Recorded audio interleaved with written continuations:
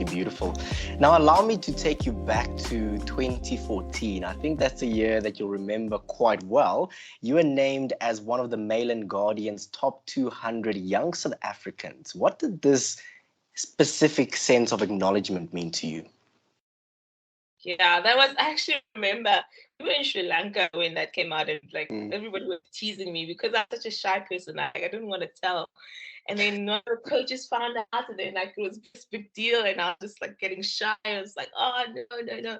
But I think when I just sat back and I reflected, it was almost like, when it was the affirmation and the reassurance I needed that, what, you're doing a good job. Because as much as you have your support system and your people around you who may tell you that every now and again, but getting to hear that and getting that accolade from an external source, I mean, I don't even know how it ended up. It was some sort of validation that I need, like, okay, so you know what, you got this, and you know what, you're doing a good job. Pat on the back, because I don't often pat myself on the back.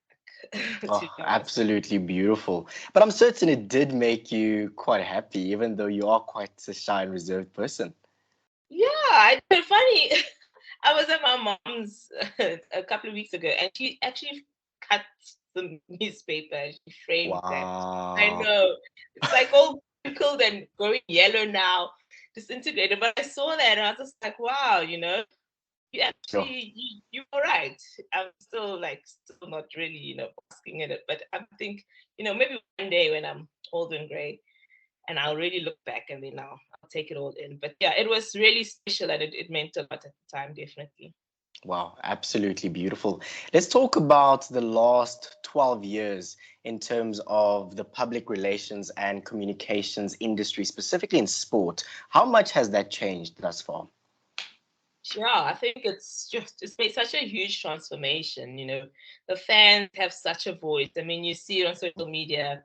You can't go on other days of trying to hide behind newspapers, thinking things are going to just go away. Or if you're doing a campaign, the feedback that you get is instant. And right now, you can't be lazy. You need to be proactive in the way that you're communicating with the fans, the way that you bringing brands closer to the fans. And I think that's probably the key fundamental change that we've seen in the industry throughout the years, is that you can't be lazy. The consumers are going to give you a feedback right there and then, and you need to keep changing with the times and being, thinking really out the box, throwing the box away even. Oh, absolutely beautiful. But it also makes it quite challenging as well. No, absolutely. And I think also with sportsmen and women having a voice, it's changed that dynamic of the media and the sportsman and the practitioner, sort of, everybody's roles being defined.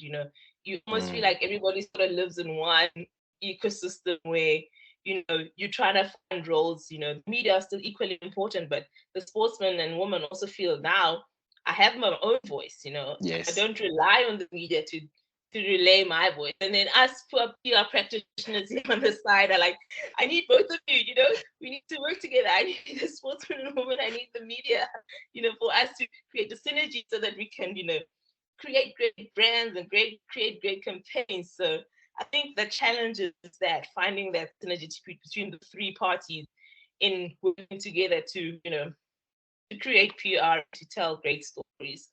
Oh, absolutely beautiful.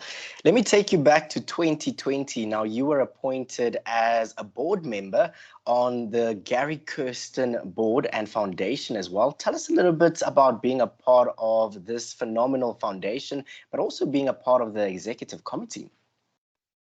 Absolutely. And again, that came as a shock. I think when Gary was the previous coach, we formed a good bond. And although the bond was formed in a lot of heartache and disappointment, with some results that didn't go the previous way, I think as human beings, we formed a great bond. And, our values and, our visions are very similar. And when he gave me the call, for me, it was a no-brainer because, his foundation is doing such amazing work. And Gary Kirsten is that selfless guy.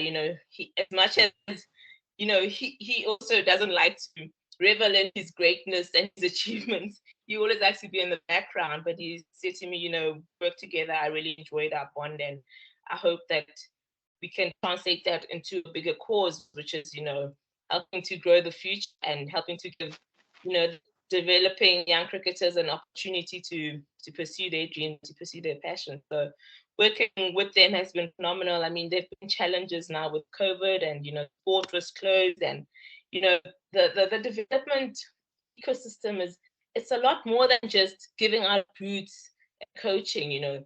There's situations back home. There's those socioeconomic challenges that also affect the young kids. So it's been really such a big eye opener for me, just the work that's been done, and how much actually work is to be done. Because as much as it seems okay to pluck a boy out of Langa and take them to Bishops, what happens when he's home for the holidays and he doesn't have food?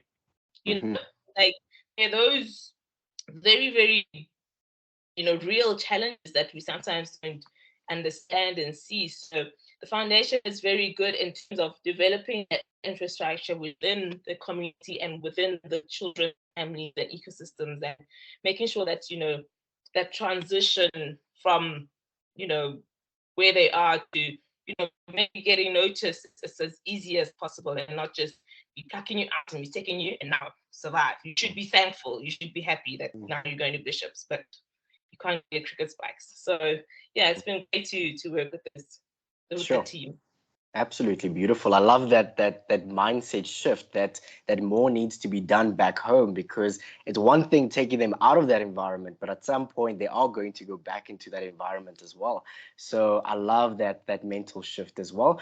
But from February 2021 to April 2022, you worked with what some would consider one of the biggest sports companies in the world right now, Roc Nation, as their communication manager for Africa specifically. How was this overall experience for you?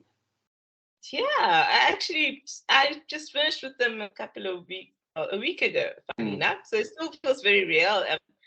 It was an incredible eye-opener, to be honest with you. I think in South Africa, that sports agency, player management, space is still very narrow-minded. And Roc Nation coming to South Africa, 𝗙cie𝗶𝗹𝗶 signing him as their first athlete.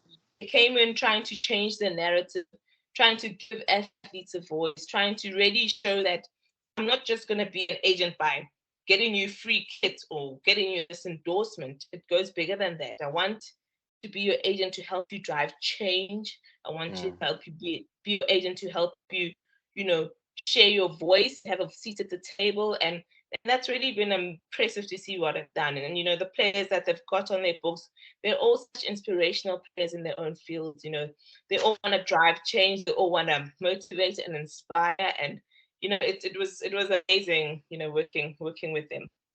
Oh, absolutely beautiful. I have to ask you this question because every person will be thinking it. When we talk about Roc Nation, most of the time we think about Jay-Z.